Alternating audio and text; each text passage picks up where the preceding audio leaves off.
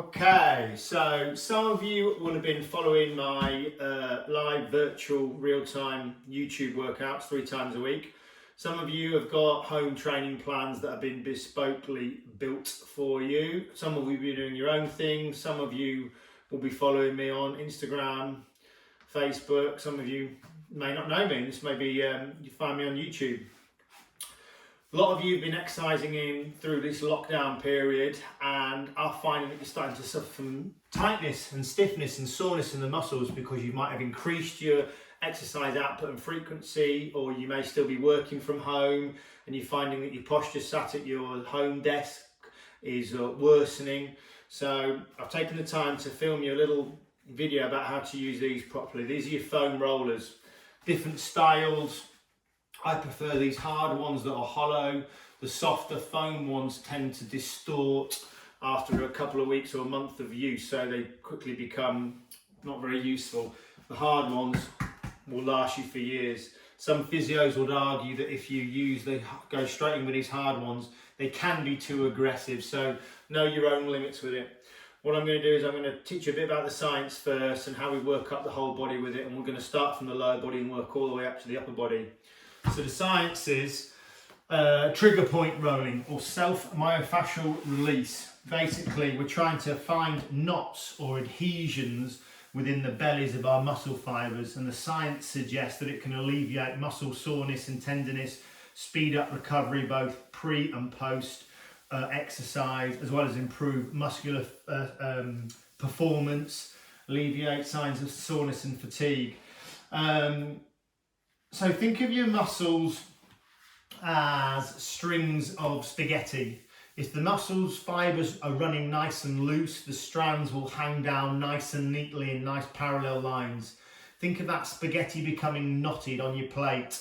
Think of that as the muscle fibres. So what the foam roller does is it helps to iron out those creases and allows those muscle fibres to run nice and loosely again. So we're going to start off on the bottom half of our body, and we'll start off on the calves, the gastrocnemius muscles. Now, one of the key points that we're going to adhere to throughout the whole body is that you must never roll out a joint. That would be very painful and very damaging. So you must only roll out a muscle. So you don't want to start the roller too low down, or you're going to actually try to roll that out on an Achilles heel on your tendon. We want to keep it on the muscle belly themselves. So find where the bottom of your calf starts. The more aggressive way is to completely lift the body weight up off the floor so that I can now distribute 100% body weight through the calf muscle I'm trying to roll out. If you find that gets too hard, or you find your calf muscles are so tight, take the body weight back off and you will lessen out the strain on. So I'm going to go ahead, lift right up. I'm going to find the first knot. Now, where your knots or adhesions or trigger points are located are going to be very unique to each individual. So don't be surprised if you've not got knots in certain areas or you've got more in others. Once you've learnt where you've got those knots are, you'll be able to find them easier next time. When you do find a knot, right, I found one there, you will feel it. I won't call it a pain, but I will call it uncomfortable. Once you've found a knot, the common mistake is people start rolling up and down, forward and back. That's not going to do any good. Once you've found one of those adhesions or knots or trigger points, find it and hold the roller on it for 20 seconds. So I found one there. I'm going to keep applying tension and pressure and hold it on that trigger point. Once I've done that for about 20 seconds, I'm going to roll another inch further up the muscle belly. Wait till I find another adhesion or knot or trigger point and hold it again. And you can continue this right the way up the length of that muscle belly until you've completed it all the way up. Remember, don't go behind the back of the knee. You don't want to take it onto the joint. Keep it on the muscle. So before we start on the other side, we're going to work the perineals outside of the calf. And I'm going to achieve that by allowing the foot to fold completely out. Lift up again. Hold the body weight on it. Wait till I find a knot. There's one. Keep that held for 20 seconds. Remember, if you get tired, reset your hands and your feet. Hold that tension on. Oh, I can feel that. Okay, good. Let's start on the calf of the right foot this time. All your body weight adjusted onto it. Find your first knot. Can't find any there. I'm going to go up the muscle a bit. 20 seconds on it. Remember, you can press pause on this video if you're finding lots of knots, spend a little bit more time on them. Let's do the perineal on that right side, allowing the foot to hold out. Don't be surprised if you've got one leg tighter than the other, that's completely normal. We want to get rid of it. And the idea is the more we use these foam rollers, the more you will iron out any of these muscular tightness and imbalances. All right, so that's the calf done. Now we're going to work onto the hamstring. Let's go back onto the left leg. Again, be careful the foam roller doesn't go on the joint. Remember, your hamstring's got 3 heads.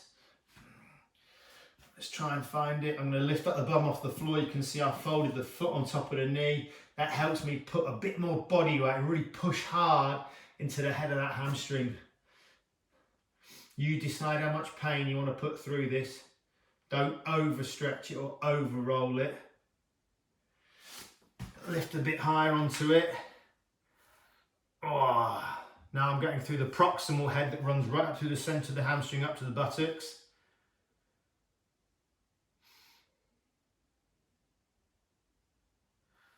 Roll again.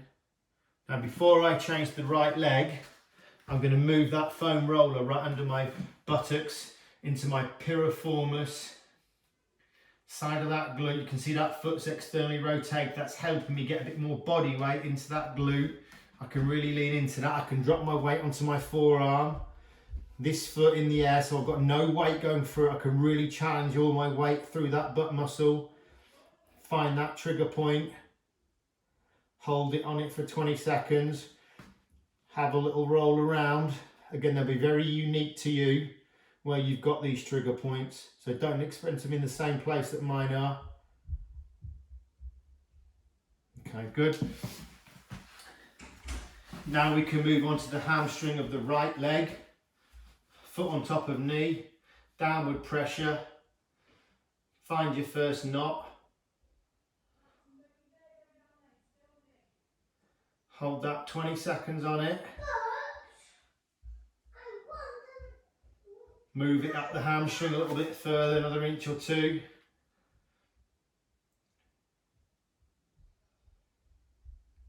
Should be feeling that nicely. A little bit higher up. I've got nothing there, so I'm going to move straight onto the buttock on that right leg. Find that trigger point in that glute. Left foot in the air so I can adjust more weight onto it. Drop to the forearm. I can really hit that into the glute cheeks now. Roll around again, I'll find another one if you've got one there.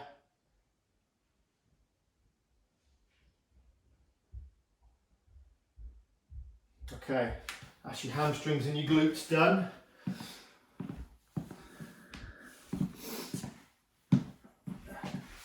Okay, let's flip over. We're going to get onto our prone position, onto our fronts, and we're going to start to work out the quadriceps. Now the quadriceps have got 4 heads. And that vastus lateralis, that outside head, does sweep onto the outside. So you'll see when I go onto the outside of that thigh, I will adjust my body weight over it slightly. So I'm going to start above the kneecap. Remember, we don't want to be on a joint. I'm going to go into a plank position. Now you can regress this by taking weight onto the right knee and keeping it on the floor. And I can still apply some downward pressure on that left side. If I want to challenge it, I'm going to cross over that right foot so I can put much more weight through that thigh, and I can really hit onto that head. Now I did some leg work the other day, so I have got some knots in this muscle. I can feel that. So we're going to start on that thigh head, move down it a little bit, so the foam rollers come a little bit higher up that thigh. Still try and keep that downward pressure. If it starts to get a bit too much, take the foot off to the side again, roll down again. So I'm just moving it up that quad.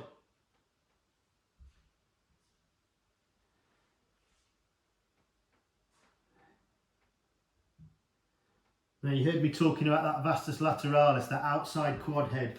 To achieve that, I'm just going to tilt my body weight slightly over, maybe 30-40 degree angle. And let's see if I can find that. There it is. So you see I've just got a bit more weight on the outside of that thigh head, or quad head. Find that trigger point, hold it on it, roll again.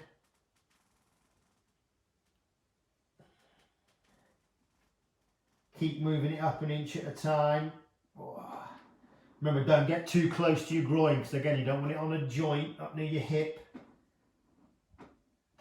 Okay, good. Now before we change legs, we're going to get onto the adductor of the same leg.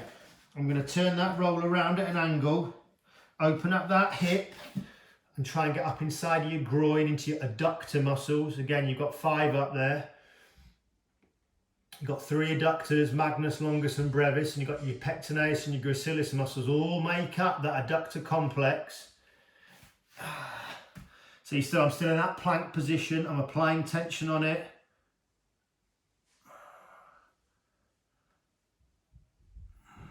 Find a new trigger point, hold it on it. As you can see, you can spend quite a bit of time on these trigger points once you've found them. Okay, I'm happy with that. Let's start on the other quad. So foam roller well above the knee, foot stacked on top of the other to distribute 100% body weight on the right leg that we're trying to roll. Oh, that's a good one.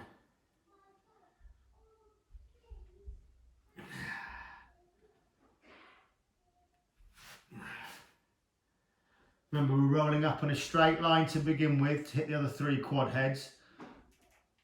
Once you're happy you've achieved that, you can start going out onto the outside of the quad sweep or your vastus lateralis.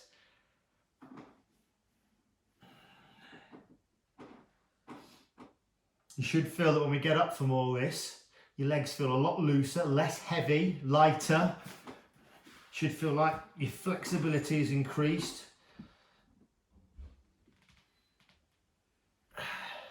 Like I say, you could use these as preparatory stretches before a workout, or you can use them as recovery ones. That's the beauty of these. You don't have to warm up dynamically before you do these. You can do this foam roller from cold. Okay, that's our quads done. Now our main one that most of us will be tight on is our iliotibial band, or ITB. Very important one for the runner's muscles. It's the sheath of connective tissue that runs down the outside of the leg that separates your quadriceps from your hamstrings. Now this one, if done too aggressively, will hurt too much. So I'll show you how to aggress it. We're going to go weight onto the forearm with the weight with the roller under the outside, underneath the hip bone. The least aggressive version is to bring this foot over with the knee bent. Now I'm taking a proportion of body weight onto this leg. I can still apply plenty of downward tension and roll that outside of that IT band as much as I like. If you want to progress this and go a bit more aggressive, stack out both legs. I'm now applying much more downward pressure on that IT band. But again, you be the judge of how aggressive and how hard you want to make that work. Make the roller roll down the outside of the leg again. My Asda home delivery is just rocked up. Hope we get everything on it this time. Make sure you stop well shy of your kneecap.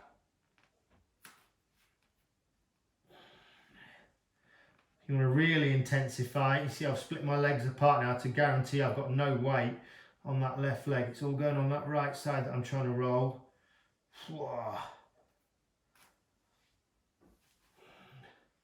Try and keep the body in a pretty straight line when you roll that IT band. Alright, let's flip it over, opposite side. Start pretty high up, underneath the hip bone. Again, regress with the bent knee.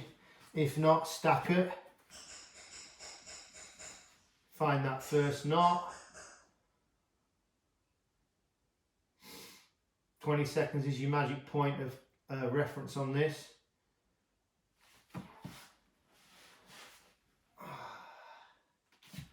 Oh, it's that nice pleasure pain feeling.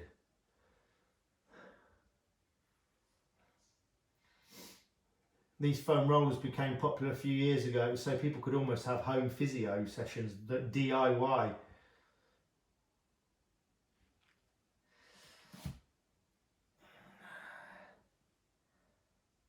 Take your time with it. You can always revisit a knot if you think you've rolled past it and you're not feeling it as much. You can always roll back if you need to.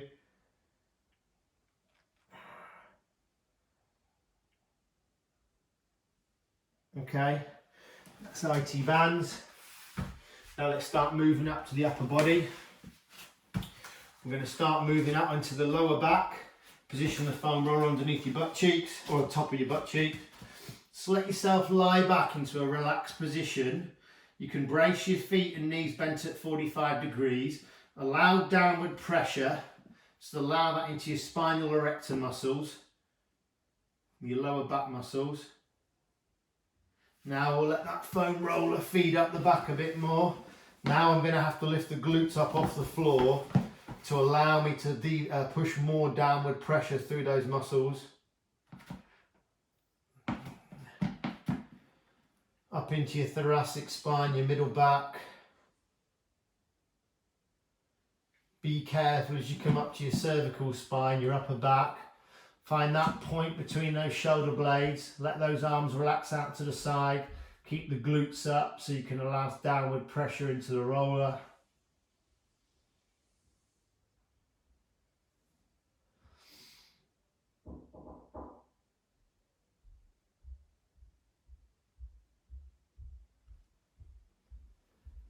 Okay, good. Let me just send the Asda man upstairs, hold on.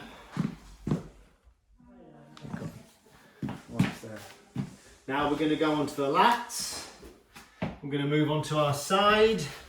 You can see I'm just filming this in my playroom. You know, none of us are living in these multi-millionaire mansions that we keep seeing on Instagram at the minute. Right, foam roller under the lat. The trick is on this one is to keep that bottom arm fully extended, thumb up grip. I'm just going to position myself down a bit. I want to feel that there. So it's more or less under my armpit. Keep your lower body relaxed after this. The lats, the latissimus dorsi, the largest muscles in the back. This will help alleviate any upper back tension. If your shoulders have been feeling a bit tight, I'm going to push up over that roller. Feel that into that lat muscle. You might need to open up your shoulders a little bit in order to get into the muscle, or you might need to close off a bit depending on where your trigger points are. There's mine. 20 seconds again, remember. Take your time with it. Roll a bit higher up. You'll know when you've rolled too far off your lat. You'll feel it starting to knock the air out of your rib cage. So you know you've got onto bone, not muscle.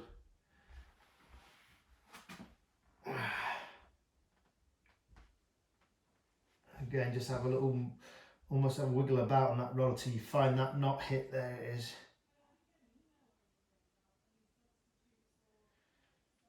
Okay, once you're happy with that side, we can move it out. Because of how big those lat muscles are, because of where they insert and originate, it will help you with your arm flexibility as well. Okay, thumbs up, body straight. Find that point on the lat muscle again.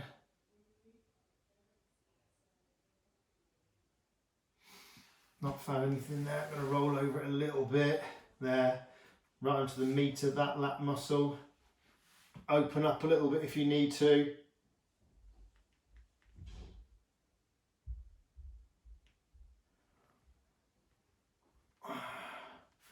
Start the roll down the muscle again.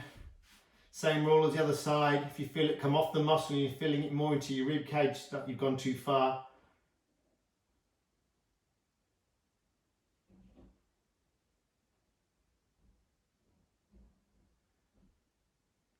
Okay, I'm happy with that one. While I'm down here, I will just take my very light resistance band, my 41-inch loop. This could be a TheraBand. For your shoulder mobility drill, just try and take the band up and over the head and take it right over that break in the arm and hit through the bum. And same in reverse. If you feel like you're lopsided or you're feeling one arm's tighter than the other, you can start to highlight where you've got any muscle imbalance or tightness yourself.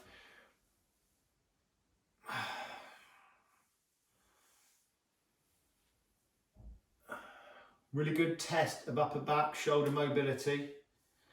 If I want to challenge myself a bit further, I'm just going to grab a little bit tighter on the band, still trying to apply as much tension to that band as I can. This one's a really good one for alleviating desk posture tightness.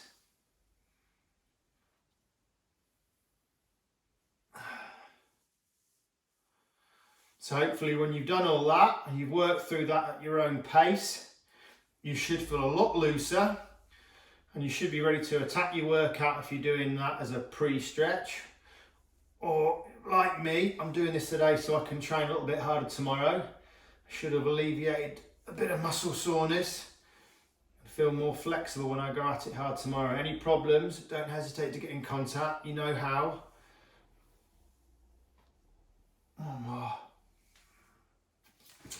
Okay, I hope you found that helpful.